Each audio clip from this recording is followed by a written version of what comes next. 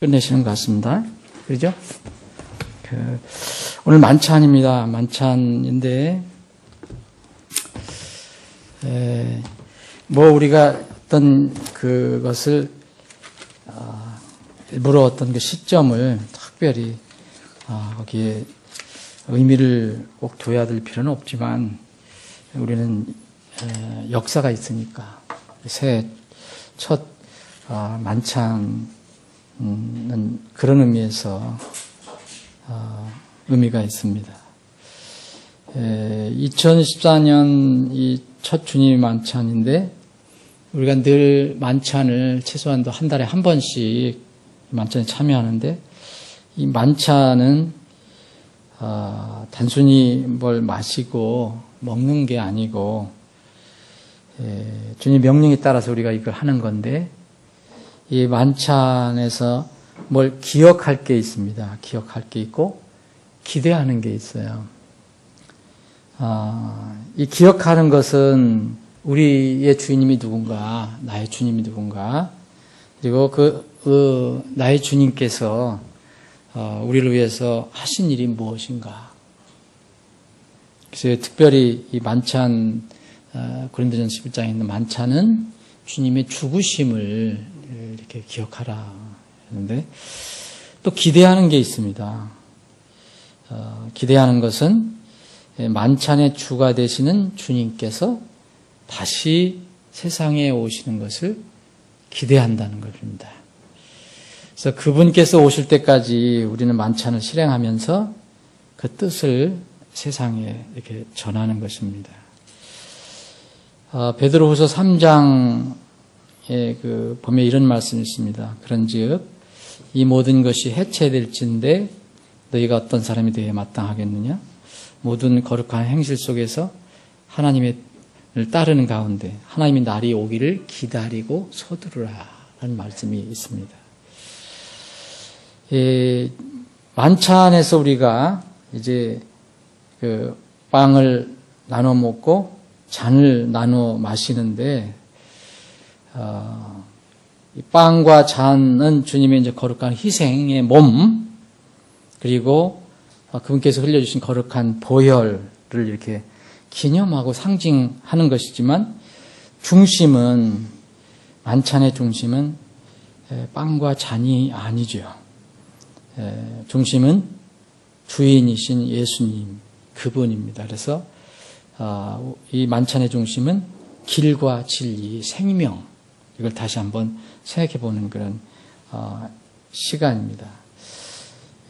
고린도는 이 만찬, 바울 사도가 그 고린도 교회, 지역 교회 대표로 해서 이제 고린도 교회에 만찬을 이렇게 가르쳐 준 것, 이제 고린도전 11장에 나오는데, 나를 기억하여 이것을 행하라. 그런 주님께서 말씀하신 것을 이용했습니다. 나를 기억하여 이걸 행하라.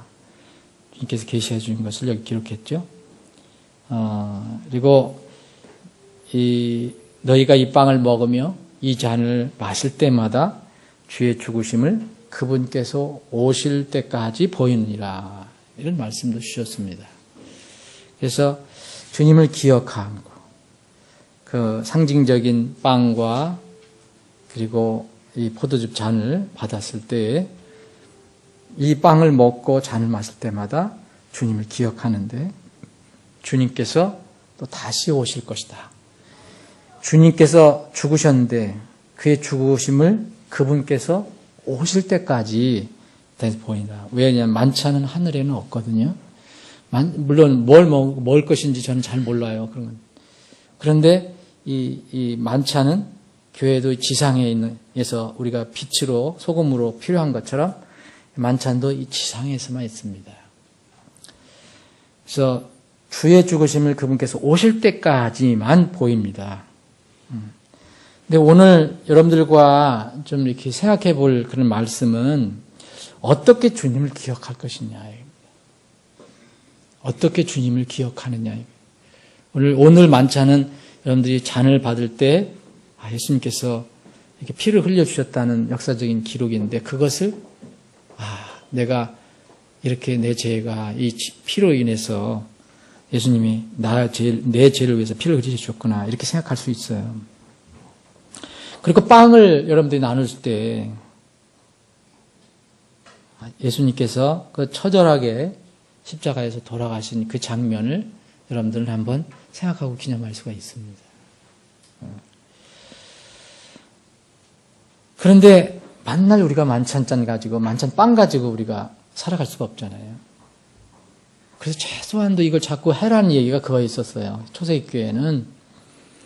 그럼 우리는 이 만찬을 오늘 하지만 만찬을 안 할 때 어떻게 우리가 이 예수님이 하신 일을 기억하고 예수님 자체를 기억하고 또 그분께서 오실 때까지 이 그분의 죽으심을 어떻게 우리가 기억할 것이냐, 믿을 것이냐. 이것을 우리가 한번 좀 생각해 보길 원합니다. 한 번도 눈으로 뵙지 못했잖아요, 주님. 여러분들 혹시 한 번 눈으로도 본 분 있습니까? 조금 있다가 피아노가 필요할지도 몰라요. 그러니까 거기 멀리는 가지 말아요. 제가 늘 말씀드리지만 여러분들이 예수님을 지금 정말 환상으로 보든지 꿈으로 봤든지 예수님을 봤다. 근데 꿈꾸면 또 허심심하잖아요. 근데 실제로 여러분들이 진짜 예수님을 만났다. 그러면은 참 모든 것이 어떤 면에 해결될 수도 있을 거예요. 근데 우리는 한 번도 눈으로 직접 본 적이 없습니다. 여러분들 혹시 보신 적이 있어요?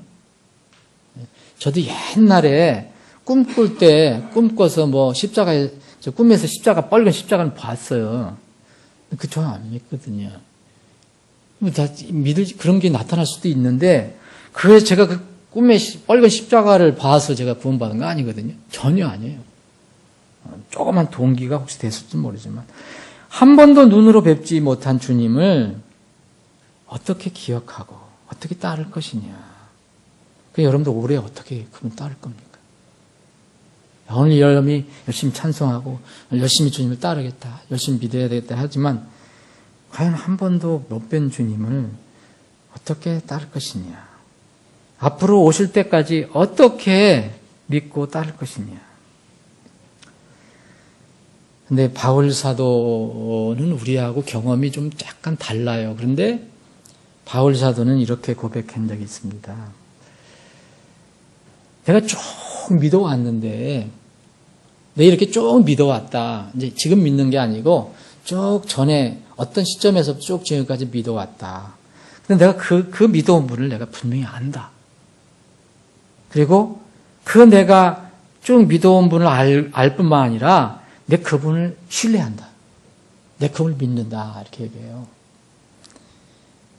내가 이제까지 쭉 믿어온 분을 여기에서 쭉 믿어온 분이란 여기서 믿어왔다는 것은 여기에 보면 이게 문법적으로 얘기하면 현재 완료형입니다.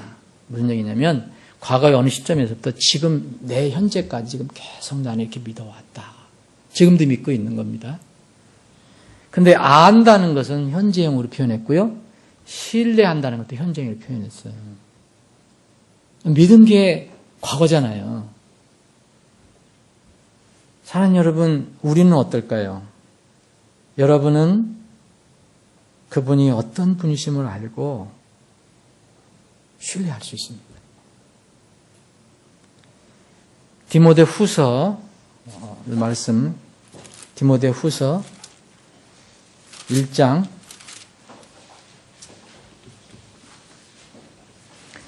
8절부터 몇 절 제가 봉독하겠습니다. 이 디모데 후서는 거기 타이틀에도 있는 것처럼 디모데에게 보내는 사도 바울의 서신입니다. 그러므로 너는, 그러면 이건 디모데인 줄 여러분도 아시죠? 나 하면은 여기는 바울 사도를 얘기하는 거고요. 우리 하면은 바울 사도와 디모데를 포함해서 복수를 얘기하죠. 그러므로 너는 우리 주의 증언과 그분의 갇힌 자 된 나는 바울 사도입니다. 부끄러워하지 말고 오직 하나님의 권능에 따라 복음의 고난에 참여하는 자가 되라. 그분께서 우리를 구원하시고 우리는 바울 사도 디모데 다 말하겠죠. 거룩한 부르심으로 부르신 것은 우리의 행위에 따른 것이 아니요 자신의 목적과 은혜에 따른 것이라. 이 은혜는 세상이 시작되기 전에 그리스도 예수님 안에서 우리에게 주어졌으나 이제 우리의 구원자 예수 그리스도의 나타나심으로 분명히 드러났으니 그분께서는 사망을 패하시고 복음을 통해 생명과 죽지 아니함을 밝히 드러내셨느니라. 내가 이 복음을 위하여 이방인들의 선포자와 사도와 교사로 정하여졌느니라. 12절 함께 봉독하겠습니다. 12절 한 절만 함께 봉독합니다. 이런 까닭에 나도 이 일들로 고난을 당하되 그럼에도 불구하고 부끄러워하지 아니하노니 나는 내가 믿어온 그분을 알며 또 내가 그날에 대비하여 그분께 맡긴 것을 그분께서 능히 지키실 줄을 확신하노라. 아버지 하나님, 오후에 저희들이 다시 모여 주님을 찬양하고 말씀을 나누는 이 귀한 예배 시간을 허락해 주셔서 감사합니다. 이 시간 말씀을 잠시 살펴봅니다. 이 말씀이 우리 마음에 참으로 평안으로 다가오게 하시고 이 말씀이 우리 안에 생명의 양식이 되게 하여 주옵소서. 거룩하신 예수님의 이름으로 기도합니다. 아멘. 이 본문 지금 우리가 읽은 그 내용을 보면 이제 18절까지 우리가 이해를 하면 살펴보면 좋겠습니다. 우리가 지금 읽은 8절은 디모데에게 바울 사도가 주는 권면이죠. 디모데에게 뭐라고 권면했냐면 이게 이제 지금은 바울 사도가 편지를 썼을 때 감옥에 갇혀 있는 상태입니다. 예수님의 이름으로 복음을 전한다는 이유 때문에 이제 감옥에 갇힌 상태입니다. 그래서 어떤 사람들은 이걸 부끄러워했어요. 자기가 바울 사도를 아는데 바울 사도를 계속 감옥에 갇혔다 부끄러워했는데 그런 배경이 있습니다. 그래서 이 너라는 것은 디모데잖아요. 그래서 권면을 합니다. 너는 우리 주의 증언과 그분의 갇힌 자 된 나를 부끄러워하지 말라. 오직 하나님의 능력, 권능에 따라서 복음의 고난에 참여하는 자가 되라. 너는 지금 감옥에 갇히지 않았지만 복음이라는 건 워낙 고난을 포함하고 있다. 그래서 이 고난에 참여하는 자가 됐으면 좋겠다. 이렇게 권면을 합니다. 동시에 이제 9절 이후로부터는 디모데와 바울을 포함해서 복수 형식으로 고백을 하는 게 이제 우리가 읽은 그 부분입니다. 우리를 구원하시고 또 우리를 행위에 따라 부르신 게 아니고 하나님의 그 독특한 목적과 은혜에 따라서 우리 은혜와 우리 목적이 아니고 그분의 계획과 목적의 뜻에 따라서 우리가 이렇게 구원을 받고 또 사역자로 부르심, 복음을 전한 사람으로 부르심을 받은 것이다. 근데 이 은혜는 생각해 보니까 정말 우리가 알지 못하지만 세상이 시작되기 전에 예수님 안에 우리 안에 이미 있었던 것이다 라고 이야기합니다. 그래서 10절도 예수님에 관해서 이제 얘기를 하고요.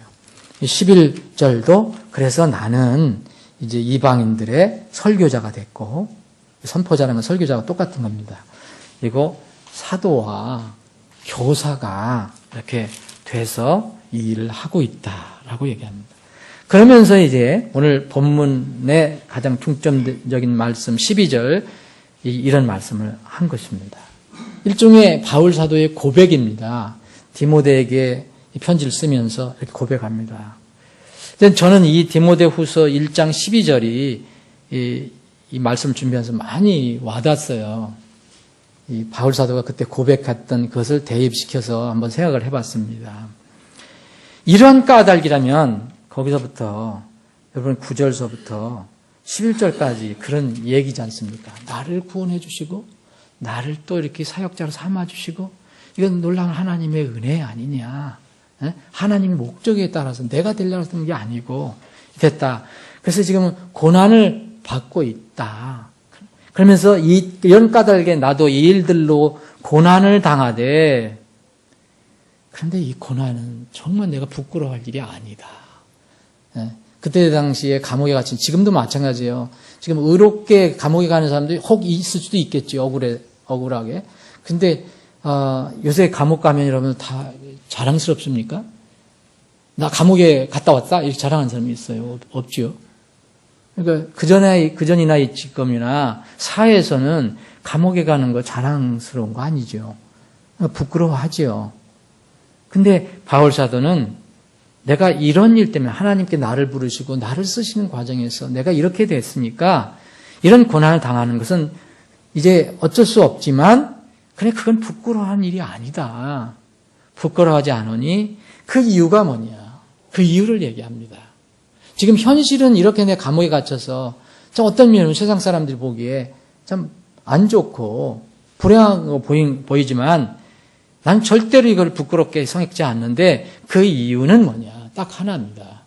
내가 믿어온 분을 내가 확실히 안다는 겁니다.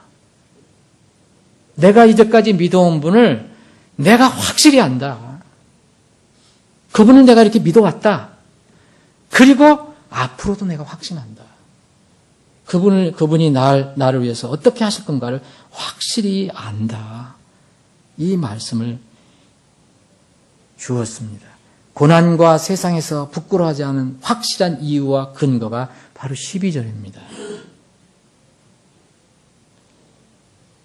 디모데가 이 편지를 받았을 때 어떤 생각이 들었을까?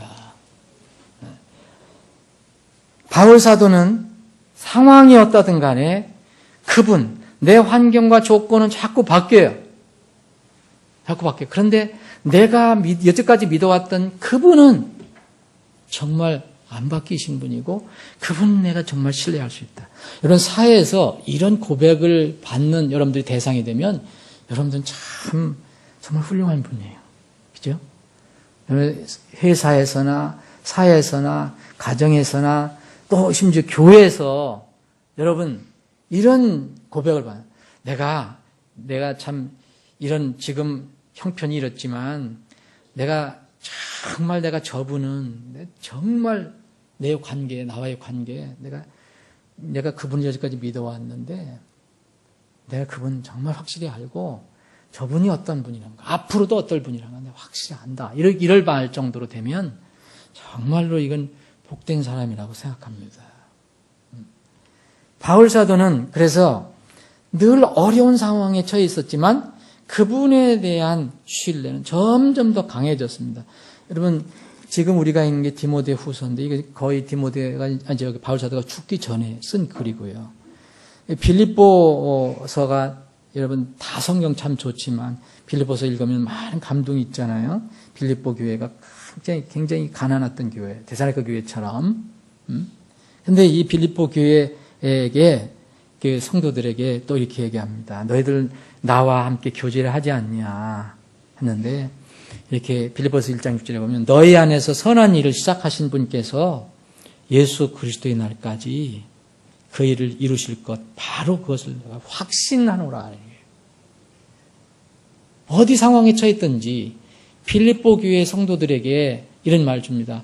너희들이 하나님 말씀을 거듭나서 교회로 이루어졌는데 너희들 안에서 선한 일을 시작하신 분은 바로 예수 그리스도인데 그 하나님께서 예수님이 다시 오실 때까지 너희들을 고난에서 해방시켜줄 그런 날까지 그 일을 절대로 실패하지 않고 이루실 것이다. 나 그거 확신한다.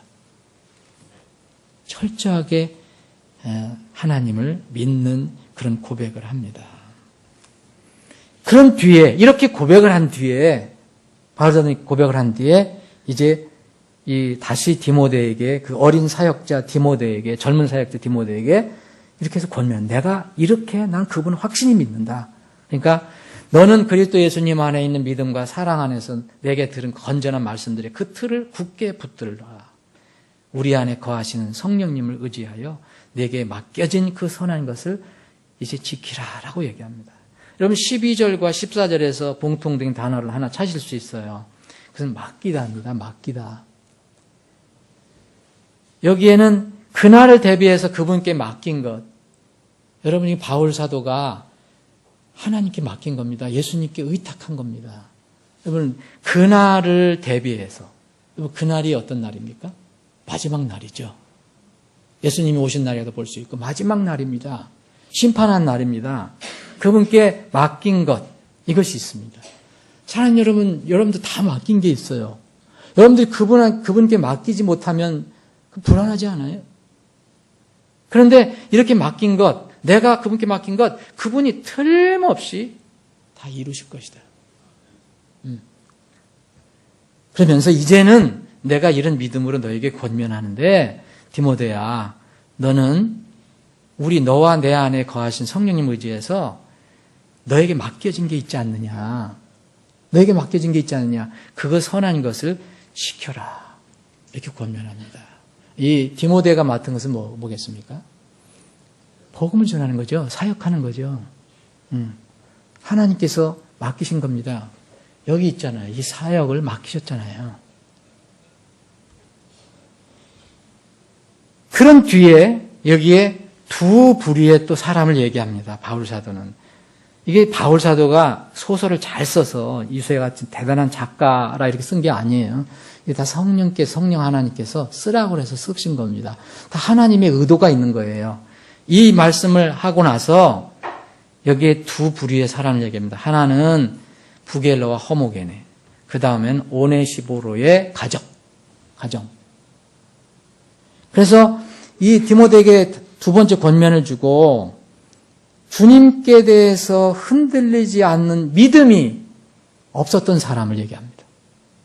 이 바울 사도는 12절에 나는 정말 흔들리지 않고 그분을 믿는다. 내가 비록 지금 감옥에 갇혀 있어도 나 그분을 의심하지 않고 그분께서 약속하신 것은 확실하게 이루실 것을 믿는다. 그러니까 너도 디모데 너도 그렇게 하라 권면하는 거죠. 그런데 여기에 불행하게도 부겔러와 허모게라는 사람은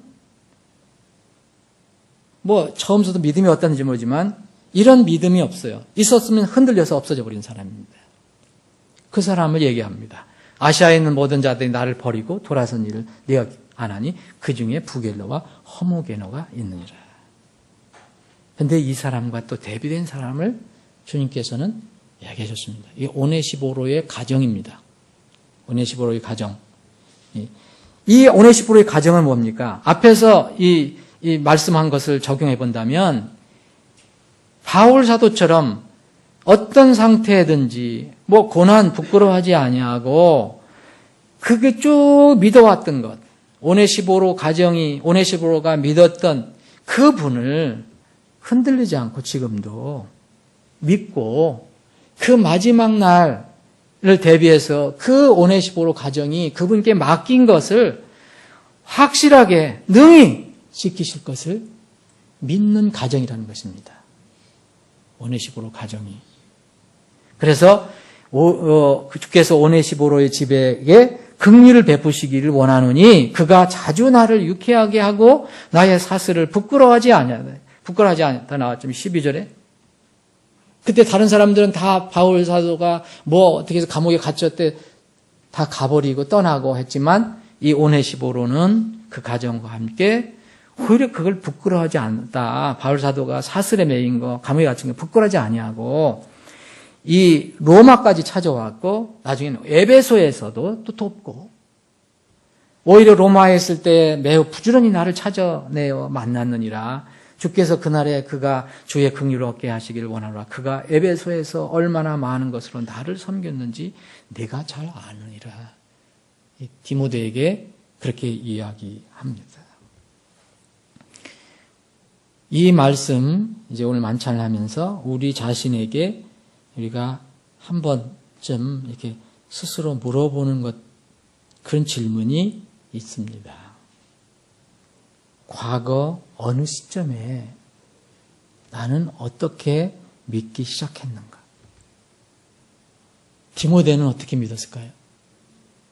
바울 사도가 지금 내가 이제 쭉 믿어온 분을 내가 알고 또 그분께서 그 마지막 날을 대비해서 내가 그분께 맡긴 것 정말 틀림없이 다 이루어 주실 것이다. 지키실 것을 내가 확신한다 그랬는데 바울 사도는 다메섹 도상을 기억할 거고 디모데는 언제 있을까요? 디모데는 바로 여기 1장 5절에 있습니다. 디모데는 이렇습니다. 내가 내 속에 있는 꾸밈없는 믿음을 회상하노니 지금 편지 쓰면서 회상하는 거죠. 그것은 먼저 내 할머니 로이스와 내 어머니 유니게 속에 있었으며 내 속에도 있는 줄을 내가 확신하노라. 자, 할머니 로이스와 어머니 유니게가 예수님을 믿고 섬기고 있는 상태에 있었는데 이 어린 몇 살이었는지 모르지만은 이 디모데가 할머니와 어머니를 통해서 그 똑같은 할머니와 어머니가 가지고 있던 믿음도 갖게 됐다는 거죠.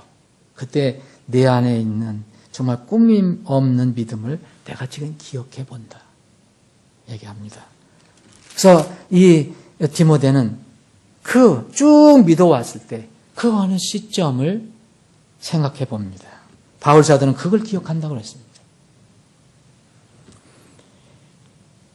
이 디모데가 믿기 시작한 것은 구체적으로는 뭘 믿은 것입니까?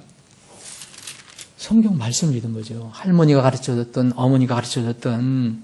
그래서 여기 디모데후서 3장 14절 보면 그러나 너는 배워서 확신하게 된 것들 안에 거하라. 내가 그것들을 누구에게서 배운 줄 알며 또 어린아이 때부터 내가 기록한 성경 기록들을 알았나니 그것들은 능히 너를 지혜롭게 하여 그리스도 예수님 안에 있는 믿음을 통해 구원에 이르게 하느니라. 이때 바로 어머니, 할머니를 통해서 디모데가 죄인이라는 것을 깨닫게 됐고 그 죄의 문제를 이 말씀을 통해서 예수님이 다 갚아주셨다는 것을 받아들였겠죠. 이때부터 예수님을 이제 믿기 시작합니다. 그래서 쭉 믿어온 것입니다. 그러면 우리 자신들에게 하는 질문, 여러분들은 정확한 그 날과 때는 모르더라도 그때가 있을 것입니다. 그때부터 여러분들이 예수님을 믿기 시작했는데, 하나님 믿기 시작했는데 지금까지 쭉 믿어왔습니까?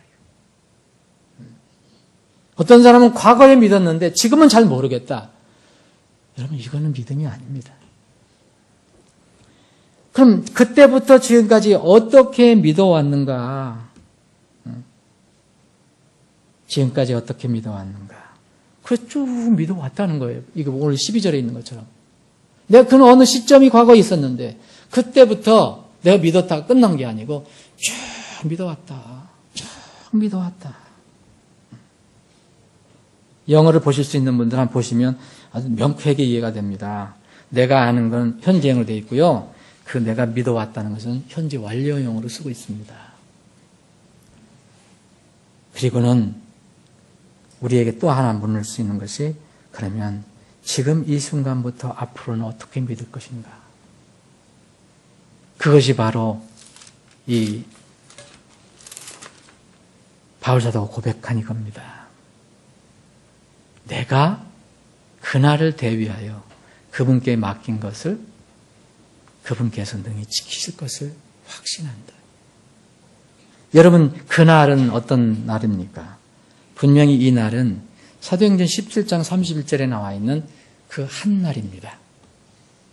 하나님께서 세상을 정리하고 심판하실 때. 그러면서 이 바울사도는 우리가 한글말을 이렇게 했지만 실제로는 이게 뭐냐면요. 확신하노라가 영어로는 직역을 하면 나는 그냥 완전히 설복이 되었다. 설득이 되었다. 그렇게 표현합니다. 더 이상 의심할 것도 없다. 그분은 정말 능력이 있다. 내가 이제까지 그분께 맡긴 것을 이루실 것을 믿는다. 근데 맡겼다라는 말씀했잖아요. 맡긴 것은 내 혼을 맡기고 내 영혼을 맡기고 나의 삶을 맡긴 거죠. 여러분, 예수님께서 돌아가실 때도 하나님께 맡긴다고 그랬고요. 그리고 누구예요? 첫 순교자. 스테반. 감사합니다. 그러신. 스테반도 죽을 때 어떻게 했습니까? 영혼을 주님께 맡기겠다 말씀하십니다. 여러분들 구원받고 나서, 믿고 나서부터 여러분들 분명히 예수님 믿는다는 것은 맡긴 겁니다. 여러분들의 혼과 여러분 미래를 확실히 맡긴 거예요. 여러분들 지옥에 안 가봤지만, 천국에 안 가봤지만 그것이 분명히 있는 것을 맡긴 것이고, 여러분들이 예수님을 못 만났지만 실제로 눈으로 못 만났지만 예수님이 하신 말씀 그대로 내가 영원히 죽지 않는 땅에서, 죽지 않는 나라에서 주님과 함께 산다는 것. 그것을, 그 믿음을 여러분들 맡긴 거 아닙니까? 그 사실을 맡긴 거 아닙니까? 그걸 이루어 주실 거예요. 바울 사도는 의심하지 않고 그렇게 믿었다는 겁니다. 그러면 마음에 뭐가 옵니까? 평안이 옵니다. 어르신이 설교하시면 정말 평안이 옵니다. 이거 없으면 평안 없습니다. 여러분 제 아무리 저기해도 내가 그분을 이렇게 철저하게 믿는다. 과연 내가 안 본 예수님 말씀 믿을 수 있을까? 얼마 전에도 어떤 분이 얘기할 때 봤습니까? 목사님 지옥 봤습니까? 천국 봤습니까? 그럼 어떻게 얘기하겠어요? 전 못 봤습니다. 근데 저는 확실히 믿습니다. 내가 그분을 믿으니까 그분의 말씀도 믿고 확실히 믿습니다. 이때 마음에 평안이 옵니다. 평안은요, 그냥 평안하라, 평안하라. 내가 다시 말하노니 평안하라. 그렇게 해서 되는 게 아니에요. 기본이 있어야 됩니다. 예, 찬송가, 예, 찬송 한 장 부르겠습니다. 찬송가 여기 보시면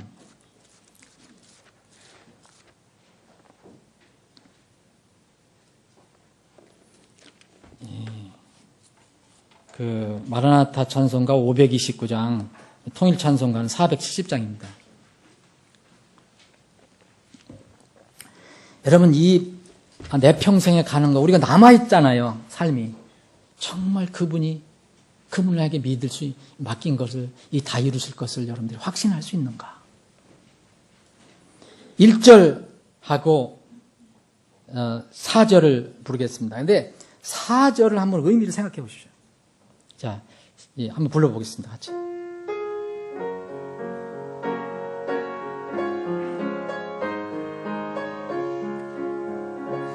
내 평생에 가는 길 순탄하여 늘 잔잔한 강 같든지 금통 바로 무섭고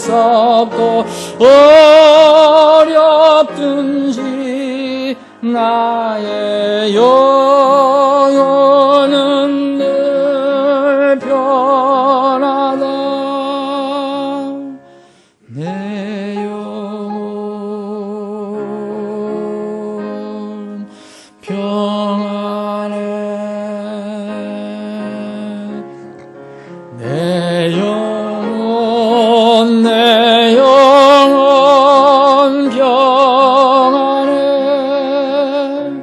저 공중에 구름이 일어나며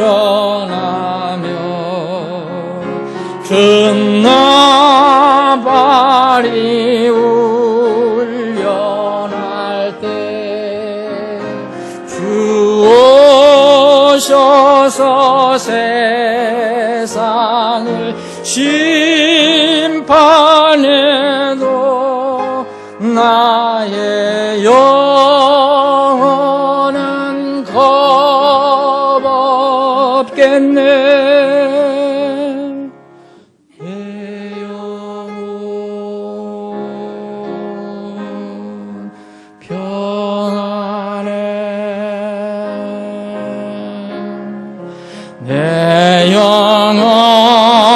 내 영혼 평안해. 여러분 이 찬송 지금 부르시고 평소에도 잘 부르셨지만 오늘은 어떻습니까? 여러분 이 바울 사도는 그분께서 내가 쭉 그분을 믿어왔다. 근데 그분을 내가 정확히 안다. 근데 또 지금 아는 것뿐만 아니라 내가 그날을 대비해서 그분께 맡긴 게 있다. 나의 모든 삶을 그분께 맡겼다. 그래서 그 맡긴 것을 그분께서 능히 지키실 줄 내가 지금 확신한다. 여러분, 이런 믿음이 없으면 정말 우리가 아무리 공중에서 구름이 일어나고 나팔 소리가 나고 예수님 오신다 해도 여러분 두렵지 않습니까? 그분이 오셔서 이 세상을 심판해도 그날 대비해서 내가 맡겼는데 그 심판에도 나의 영혼은 뭡니까? 정말 평안하고 겁이 없습니다. 두려움이 없어요. 그분을 믿으니까. 그래야 평안입니다. 그 평안. 그래서 내 영혼이 평안하다 얘기합니다. 여러분, 구덩이 속에 갇혔던 요셉 어떤 평안이 있었습니까? 감옥 속에 갇혔던 요셉 어떤 평안이었습니까? 무조건 평안하라 해서 평안했습니까? 이스라엘은 이 평안을 찾지 못했어요. 광야에서 목마를 때, 배부를 때, 환경만 바뀌면 무조건 불평불만했어요. 이제까지 쭉 믿어오지도 못했고, 믿어온 신뢰도 못했어요. 용광로 불 앞에서 다니엘의 세 친구가 왜 어떤 평안이 있기 때문에 그렇게 하나, 눈썹 하나 다치지 않고 상하지 않고 그런 불 속에 들어가 있어요. 주님과 동행할 수 있었습니까? 두려움이 없었습니까? 왜 겁이 없었습니까? 그분을 믿었기 때문에. 내가 눈에 직접 보지 못했지만 말씀으로 나를 구원해 주시고 말씀으로 약속해 준 이분을 내가 신뢰하기 때문에. 다니엘은 사자굴에 떨어지게 됐습니다. 이제까지 쭉 믿어온 분, 그분을 신뢰하지 못하면 지금 배고파서 그냥 떨어지면 뼈까지 다 삼킬 그 사자, 어른거리 사자 앞에서 주눅이 들지 않겠습니까? 두렵지 않겠습니까? 하나 두려워하지 않았습니다. 영혼을 다 맡겼기 때문에. 그리고 맡긴 것뿐만 아니라 그분은 그 영혼을 완전히 안전하게 지키실 분이라는 것을 믿었기 때문에. 어떻게 바울과 실라가 복음을 전하다가 붙잡혀갖고 죽도록 얻어맞고 깊은 감옥 속에서 갇혀 있었는데 피를 흘리고 몸은 쑤실 것인데 어떻게 그 평안하게 감옥에서 찬양을 합니까? 그분을 믿지 않고 불가능합니다. 그분께서 나의 앞날을 책임져 주신다는 것을 믿지 않으면 불가능합니다. 바울은 굶주리고 매맞고 형제의 위험을 닥치고 폭풍에 침몰하고 고린도후서 12장에 나와 있는 그 엄청난 이 고난과 고통을 어떻게 견뎠습니까? 그리고 끝까지 자기는 내가 쭉 믿어온 분을 믿고 잘 알고 또 마지막 날을 이제 대비해서 그분께 맡긴 것, 그분 잘 지켜주실 것이라는 것을 확실히 믿었습니다.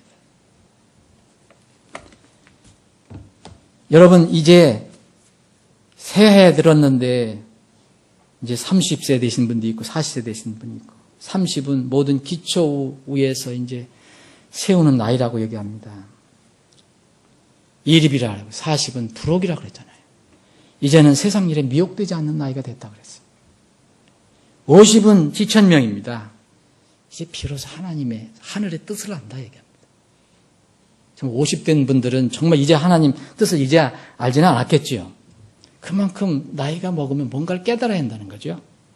60대면은 이순이라고 해서 이제는 인생 경륜을 쌓고 성숙해서 이젠 남의 말을 들을 수 있다. 받아들일 수 있다. 고집 피우지 않고. 여러분, 지천명, 하늘의 뜻을 아는 아이 꼭 50이 되어야 합니까? 10살 때도 할 수 있고 20대도 할 수 있고 30세도 할 수 있고 다 할 수 있습니다. 이제 우리가 믿어온 분, 그분을 다시 한번 생각해 봅시다. 만찬 때. 그리고 그분에 대한 우리의 믿음을 다시 한번 고백해 봅시다. 이분은 우리에게 어떤 분인가? 정말 한마디로 얘기하면 신실하신 분이다. 우리는 자주 바뀌고 약하고 약속도 어기고 그러지만 이분은 끝까지 지켜주시고 이루어 주실 분이다. 찬송 한 장 하고 만찬하겠습니다. 임성하고.